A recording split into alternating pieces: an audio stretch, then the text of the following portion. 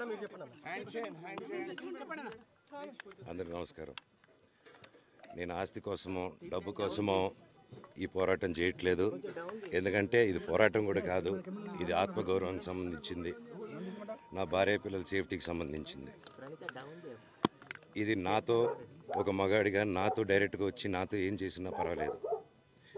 నా భార్య పేరు ఇంక్లూడ్ చేయడం, నన్ను తొక్కేదానికి నా 7 నెలల పాపని ఇంక్లూడ్ చేయడం, నా బిడ్డలు ఇంట్లో ఉండగానే అలా బిహేవ్ చేయడం కరెక్ట్ కాదు. ఈరోజు పోలీస్ దగ్గరికి నేను వెళ్ళి ప్రొటెక్షన్ అడిగాను. నేను మొన్న వచ్చి అడిగినప్పుడు మీకు అన్ని ఎవిడెన్స్లు ఇస్తాను. ఎస్ఐ గారు ఇక్కడి నుంచి వచ్చి నేను ఇస్తాను సార్ ప్రొటెక్షన్ చూపించాను. బౌన్సర్లు అందరూ అక్కడికి దాక్కున్నారని చూపించాను. అది కొంచెం చూసి ఓకే సార్ మీరు ధైర్యంగా ఉండండి, మేము ఎక్కడికి వెళ్ళట్లేదని చెప్పి మాట్లాడి పారిపోయారు. ఇప్పుడు కానిస్టేబుల్స్ వచ్చి అందరినీ నా మనుషులందరినీ భయపించి ఇప్పుడు వాళ్ళ పేర్లు తీసుకొని బెదరగొట్టి మా మనుషులు పంపించేసి వేరే బాడీ గార్డ్ లోపల పంపించున్నారు సార్. ఏం జరిగిందండి అసలు? గొడవలు జరగదు కాదు సార్. ఫస్ట్ డిపార్ట్మెంట్ ఎందుకు వన్ సైడ్ తీసుకుంటున్నారు? కంప్లైంట్ తీసుకున్న తర్వాత వాళ్ళకి ఏ అధికారం ఉంది? నా ప్రొటెక్ట్ చేసే మనుషులు పంపించేదానికి అధికారం ఏముంది? ప్రపంచంలో నా అందరినీ కలుస్తాను సార్, బయలుదేరుతాను.